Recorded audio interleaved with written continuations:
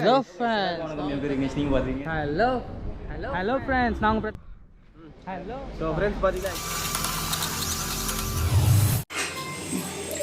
இன்னைக்கான வீடியோ வந்து எண்ணெய் கத்திரிக்காய் காரக்குழம்பு வெஜிடபிள் ரைஸ். நம்ம ஃபர்ஸ்ட் எண்ணெய் கத்திரிக்காய் காரக்குழம்பு செய்யறது பார்த்துடலாம். அதுக்கு பேனில் 2 டேபிள் ஸ்பூன் ஆயில்,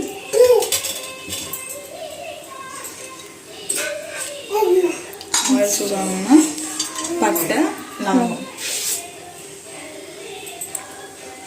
ஆட் பண்ணிட்டு லைட்டாக இது ஒன்று பிறகு ஆனியன் ஆட் பண்ணிப்போம்.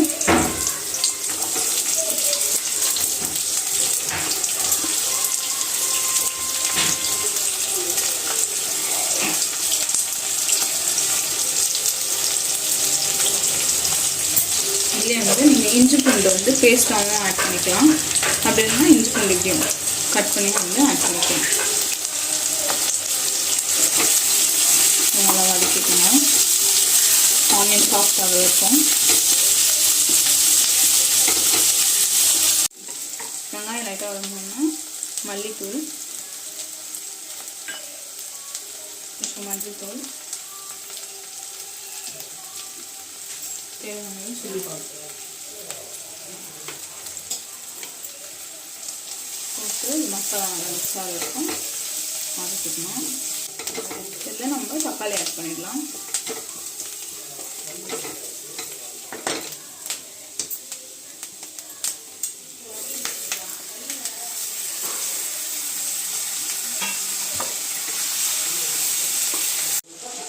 இதில் நம்ம வந்து கோகனட் ஆட் பண்ணிக்கணும்.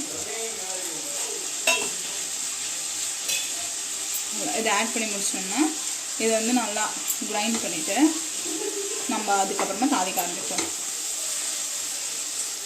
தாளிப்புக்கு வந்து ஆயில் ஒரு 4-5 டேபிள் ஸ்பூன், எண்ணெய் கத்திரிக்காய்ன்றதுனால கொஞ்சம் நிறைய ஆயில் இருக்குங்களா, அதனால் ஒரு 4-5 டேபிள் ஸ்பூன் ஆயில் ஊற்றிக்கணும். ஓகே, இந்த தாளிப்புக்கு வெறும் கடுகு சீரகம் மட்டும் போட்டால் போதும்.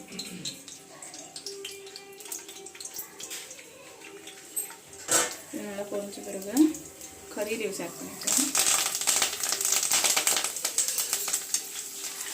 ஆட் பண்ணிட்டு நம்ம வந்து கத்திரிக்காய் வந்து இந்த இது வந்து போட்டு வச்சுக்கணும். மார்க்கு போட்டுட்டு இது நல்லா ஃப்ரை பண்ணிடலாம்.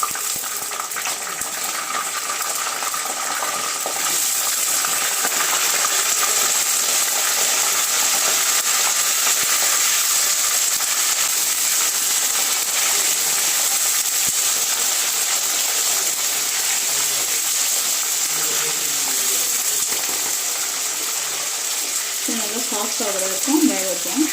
மூடி போட்டு வேக வச்சுக்கலாம். அப்படியே நல்லா நீங்கள் எண்ணெய் தெளிக்கணுன்றனால லைட்டாக சிம்மில் வச்சு மூடி போட்டு வேக வச்சுக்கோங்க. கத்திரிக்காயோட கலர் நல்லா சேஞ்ச் ஆகிடுச்சு, லைட்டாக சாஃப்ட் ஆகிடுச்சு. இந்த ஸ்டேஜில் வந்து நம்ம வந்து அரைச்சி வச்சுருக்க மசாலா இருக்குன்னா அதில் ஊற்றிடலாம்.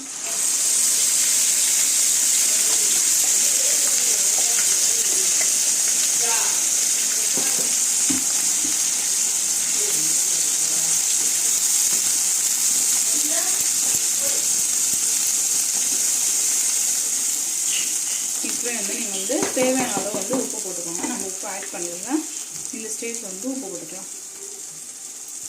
புளி மட்டும் வந்து லாஸ்ட்டாக நீங்கள் கத்திரிக்காய் நல்லா வெந்த பிறகு லாஸ்ட்டாக புளி ஊற வச்சு கரைச்சி ஊற்றிக்கலாம்.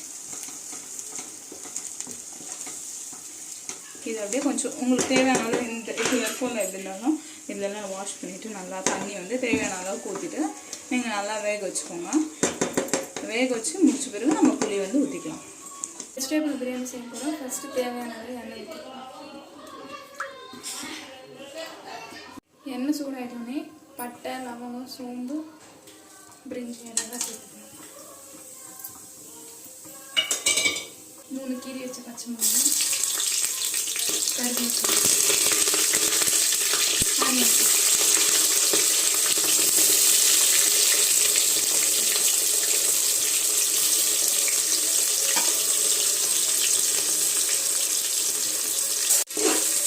ஆனியன், நல்லா ஃப்ரை பண்ணி இன்கம் பேஸ்ட்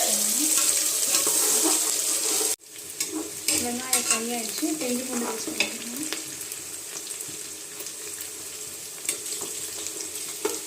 இஞ்சி பூண்டு வாசனை போனோடனே அப்புறம் தக்காளி போடணும்.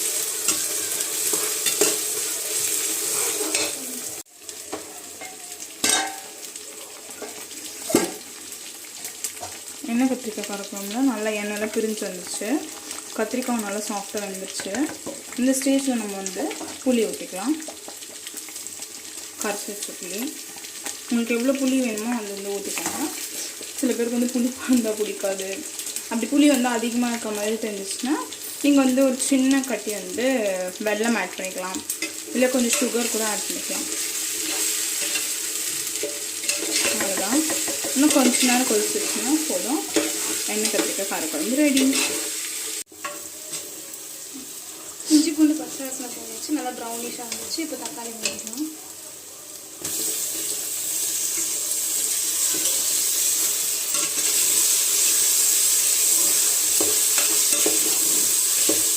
லைட்டாக மஞ்சள் தூள் போட்டுக்கலாம். லைட்டாக இஞ்சி பூண்டு போட்டு அடி பிடிக்கிற மாதிரி தான் இருக்கும். பட் தக்காளி போட்டோன்னா அந்த இதெல்லாம் சரியாக போயிடும்ல.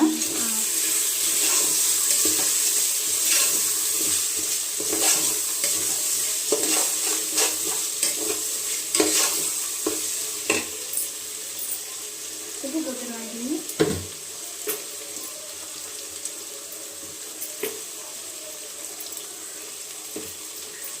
இப்போ காயெல்லாம் போட்டுடலாம். கேரட்டு, பீன்ஸு, உருளைக்கிழங்கு. அது கொஞ்சம் எண்ணெயிலே ஃப்ரை ஆச்சுன்னா கொஞ்சம் நல்லா.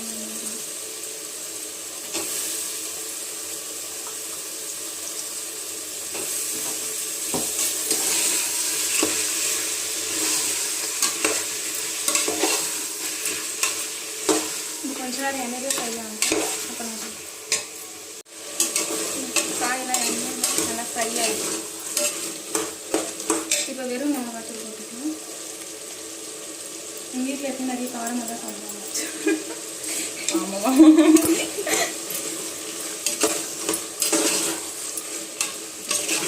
காரம் இருந்தால் தான் ரைஸ்க்கு நல்லாயிருக்கும் அப்படின்னு சொல்லுவாங்க.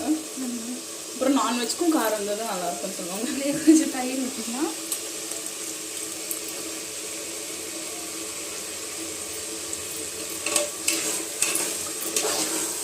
எல்லாருமே ஸ்பைசி தான் பிடிக்கும் எல்லாருக்குமே.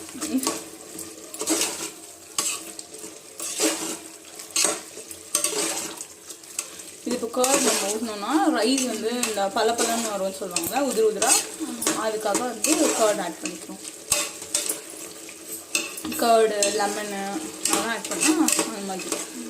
பட் இப்போதைக்கு இன்றைக்கி கர்ட் மட்டும் தானே. கர்ட் மட்டும் தான். டேஸ்ட்டும் நல்லாயிருக்கும்.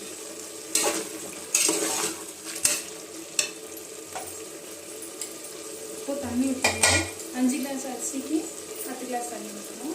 இப்போ ஒரு கிளாஸ் வந்து 2 கிளாஸ் தண்ணி, விச் மீன்ஸ் ஒரு கிளாஸ் அரிசிக்கு 2 கிளாஸ் தண்ணி. 1:2 ரேஷியோ. இப்போ நம்ம 5 கிளாஸ் தண்ணி 5 கிளாஸ் ரைஸ் வைக்கணும். அதனால 10 கிளாஸ் தண்ணி.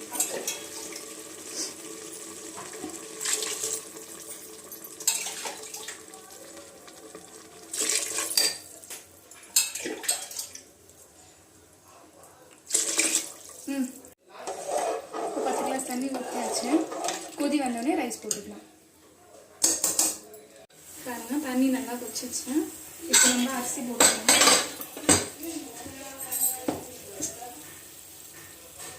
தண்ணி நல்லா எடுத்துட்டு போகணும் அரிசி.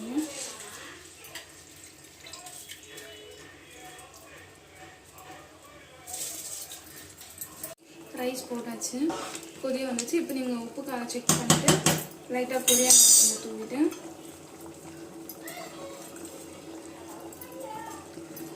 குக்கர் மூடி வச்சிடலாம். ஒரே விசில் தான். ஆஃப் பண்ணிடலாம். அது நம்ம வீட்டுக்கு ஏற்ற மாதிரி இல்லை, ஏன்னா நம்ம வீட்டில் நெட்டாக கொஞ்சம் அப்படி சொல்லுவாங்க. இதே உங்கள் வீட்டில் நல்லா கொஞ்சம் குழஞ்சி சாப்பிட்ற மாதிரி இருந்துச்சுன்னா 2-3 விசில் கூட வச்சுக்கலாம். ரைஸ் வேறு மெயினில் சில நம்ம வாங்குற ரைஸ் பொறுத்தும் இருக்குது. சில ரைஸ் வந்து டக்குன்னு குழஞ்சிரும், சிலது வந்து கொஞ்சம் எங்களுக்கு ஒரு விசில் நல்லா வெந்துடும். ஆமாம். ஸ்டீம் போயிடுச்சு. வந்து பார்க்கலாம்.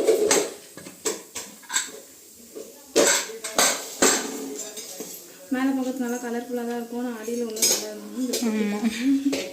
இந்த பேஷனில் கொட்டி கலந்துக்குனா கரெக்டாக இருக்கும். நம்மளுக்கு ஸ்மெல் கூட நல்லாயிருக்கு.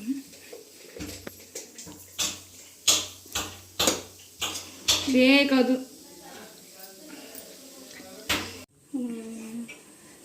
குக்கர் வந்து முட்டை கொட்டியாச்சு. இப்படி தான் ஒயிட்டாக இருக்கும். ஃபுல்லாக எடுத்து கலரிக்கலாம். இந்த மாதிரி மிக்ஸ் பண்ணி விட்டால் எல்லாம் கலந்து மசாலாலாம். என்ன ஷல்லி ஆயிடுச்சா biryani? Vegetable biryani. Okay okay. என்ன பண்ணிட்டு இருக்கா? குக்கர்லேயே இருந்தால் குழஞ்சிட்டுன்றதுனால தனியாக எடுத்து ஒரு பேஷனில் போட்டு வச்சுட்டா உதிரி உதிரியாக இருக்கும். அதனால கடை. Okay okay. அதே சூட்டில் இருந்துச்சுன்னா அது இது ஆகிடுமா கொலன்னு?